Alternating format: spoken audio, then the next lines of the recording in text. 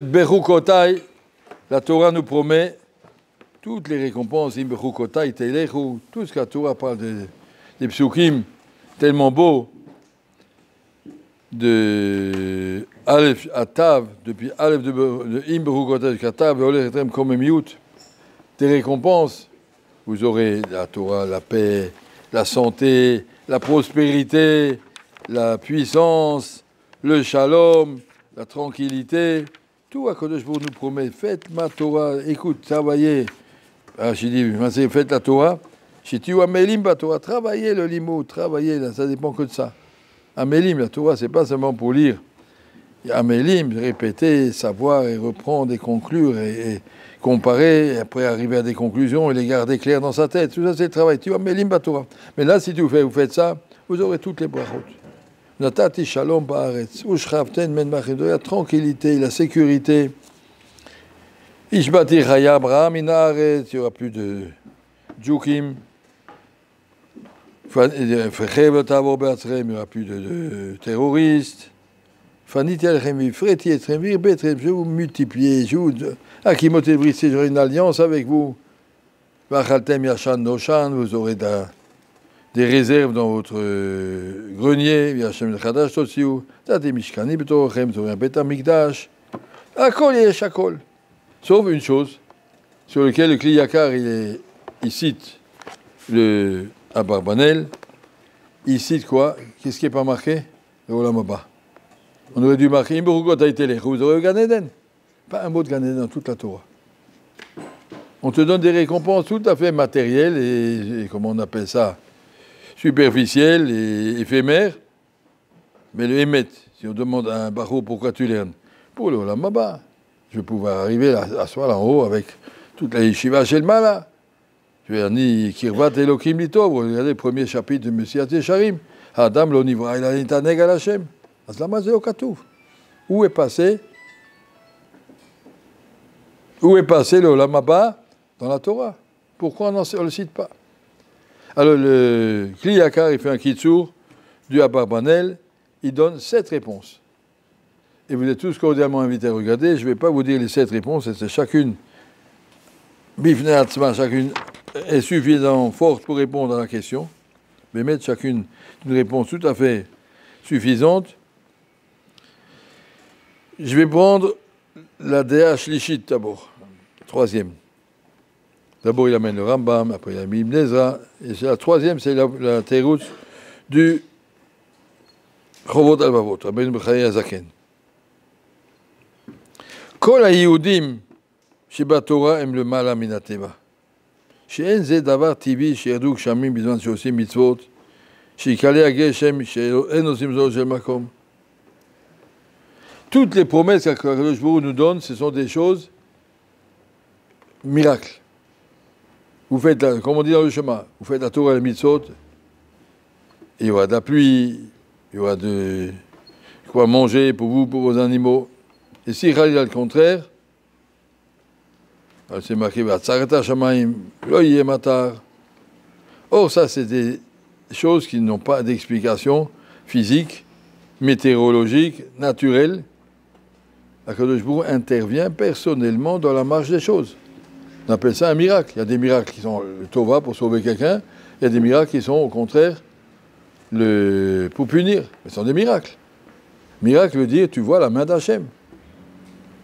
Comme ils disent les Sfarim, le fait de voir un bonhomme sans aucune culture qui avait traîné dans les tavernes en Allemagne et en quelques années il a pu conquérir le monde et tout le monde était à ses pieds. Il a pu faire des camps de concentration, personne ne s'est opposé. D'où il a ce koach? Un monsieur qui est sans culture, sans rien, il n'a jamais fait Sciences Po. Il compté jusqu'à 3. Un S, Akadosh Baruch l'a pris. C'est un S, quand il fallait qu'il existe. Et le jour où il ne fallait plus qu'il existe, il a disparu, zéro. Ça appelle des nissim, dans un sens ou dans l'autre. L'intervention d'Akadosh Baruch dans la marche du monde, de façon qu'on voit que ce n'est pas quelque chose de normal. C'est pas quelque chose de normal.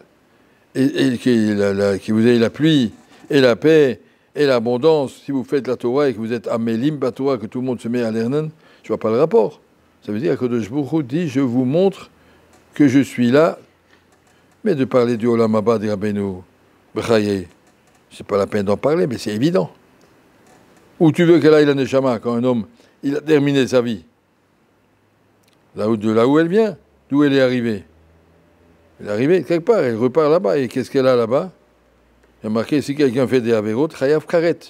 On le détruit, on le décroche de sa place. Parce qu'il a une place. Il est jeté de quelque part. Donc la Torah nous parle de Gan Eden, mais elle ne parle pas ici, parce que c'est normal. Elle en parle ici, la Torah ne parle que les trucs tout à fait extraordinaires. Sachez que vous êtes géré par la main d'Akadosh Baruch Hu de façon individuelle et personnelle.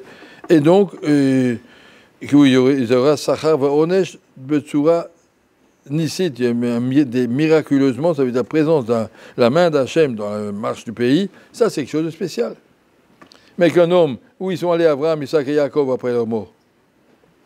Marqué, la Akadosh Baruch Hu a dit à Abraham, je t'ai beaucoup aimé, Abraham, au Ravi. Alors il demande, ça c'est le Théous du Ran, si tu l'as aimé, où c'est qu'il a eu ton affection? Dans ce monde, il a été poursuivi, pourchassé, il a couru d'un endroit à l'autre. Il y avait beaucoup de gens beaucoup plus puissants que lui et beaucoup plus gâtés que lui dans ce monde. Où il a été à Yitzhak, qui m'a tellement aimé, où on a vu qu'il l'a aimé. Marche pas tout ça, c'est à Kadosh Baruch Hu les aime, il leur prépare une place là en haut. Le Olam Haba, il est évident, et ça fait partie. La Neshama, d'où elle vient d'un endroit. Chacun sent un petit peu sa conscience qu'on a le sentiment de l'éternité, le sentiment de l'absolu, de la vérité, du bien. Un petit enfant qui ment, il devient tout rouge. Pourquoi il devient tout rouge? Parce qu'il a honte. Pourquoi il a honte? Parce qu'il sait où est la vérité. Il sait qu'il ne faut pas. Un enfant, il sait. Il te regarde quand il veut faire une bêtise, il regarde. Il sait que c'est une bêtise. Parce que l'émet, il est dans la nature humaine. Chacun sait où il est. Après, on se pourrit et puis on se détruit. Mais les enfants, au départ, ils sont bons. Les enfants, ils sont pleins de simchat chaim. Ils ont envie de courir et de jouer, de danser. Parce que la neshama, elle est smecha. Le Olam Haba, il est naturel, il est normal. Ça fait partie, si la Nevesh Tale Limkom Chetzva, c'est d'avoir tibié la Neshama. Que le feu, il remonte. Il remonte. La Neshama, elle remonte. Alors, que je vois, eu pitié de nous dans les dernières générations, il y a des Neshamot qui reviennent pour parler, ils viennent en rêve à l'un, à l'autre, et des choses précises, des choses claires. Je l'ai raconté la semaine dernière avec cet avraire qui a écrit une troverette sur Ilchot Matzah. Mais il y a beaucoup de messages que Akadosh Baruch Hu nous fait passer par des Neshamot de Mashiach, de Ponyovitch. Rono Livracha, il recevait en permanence, tous les jours, il recevait des messages d'outre-tombe, de gens qui étaient décédés, qui venaient lui parler, fais-moi ci, fais-moi ça.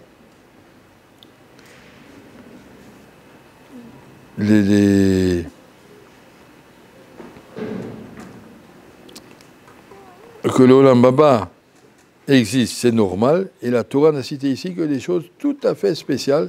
Regardez comment Hachem intervient dans la marche du monde. Ce que tous les gens qui ne sont pas dans la Emouna, ils ne veulent pas voir, ils ne veulent pas croire, mais regarde comment Akadosh Baruch Hu le promet, ça s'est passé dans l'histoire. Et si après dans l'histoire, on a été envoyé en galoute, d'une galoute à l'autre, et on revient, et on recommence, et on repart. Ça, c'est la présence d'Hachem dans notre histoire. Akadosh Baruch Hu est avec nous et il ne nous lâche pas dans un sens ou dans l'autre. C'est pas que faites ce que vous voulez. Akadosh Baruch Hu est là. Donc ça, c'est la réponse du Rabbeinu Chaye, une réponse très très forte si on réfléchit. Je dis encore la réponse du Rambam. Le Rambam dit plus ou moins la même chose. Akadosh Baruch Hu ne parle pas dans la Torah de choses spirituelles. Ikar asachar shalom haba lo nizkar kan. Parce que la Torah veut te dire que toutes les récompenses qui sont marquées là dans la paracha, ce n'est pas des récompenses. Srar mitzvah bahya al-maleka, que il ne récompense pas dans ce monde. Alors pourquoi il marque les récompenses? Ce n'est pas des récompenses. Si tu veux faire la Torah et les mitzvot, je m'occupe que personne ne te dérange. Il n'y aura pas de guerre, il n'y aura pas de famine, il n'y aura pas de trucs, voilà. Que nous enlève les choses. Alors, celui qui veut étudier, que je vous l'ai dit, si tu ne veux pas étudier, Hachem il t'enverra des soucis un derrière l'autre. Si tu veux étudier, il n'y aura pas de soucis, tout ira bien, va t'asseoir, tu vas mélim Torah. Ça, c'est la réponse du Rambam. La Torah n'a dit aucune récompense dans ce monde, elle a seulement dit Im tishmor mitzvotai, asir mimecha kol monim, je t'enlèverai les guerres, et les maladies, et les famines, et la tristesse. Je t'aurai la vote d'Hachem, belishum monea. Ah voilà, Sachar Ikari, l'on iskar kan. Ibn Ezra, il dit expliquer le Gan Eden, on ne peut pas l'expliquer. La Gemara dit Kol Nevim, l'onit Nabou et Alimot à Mashiach. Tout ce qui est écrit dans le livre de Nevim, ça raconte comment ce sera au Mashiach. Aval Olam Haba, Aïn Lora Ta Elokim Zoter Olam Haba, personne n'a jamais pu. On ne peut pas l'expliquer. Dis à quelqu'un, tu arrives à imaginer un espace à 4 dimensions, là, comme il a fait Einstein. Nous, on arrive 3 dimensions, longueur à une 4e. Mais un espace avec infinies dimensions. C'est ce que ça veut dire, on ne sait pas.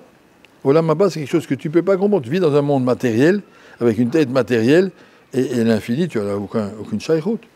La dvekout b'Hashem, tu n'as pas de shaykhut, c'est pas ce que ça représente.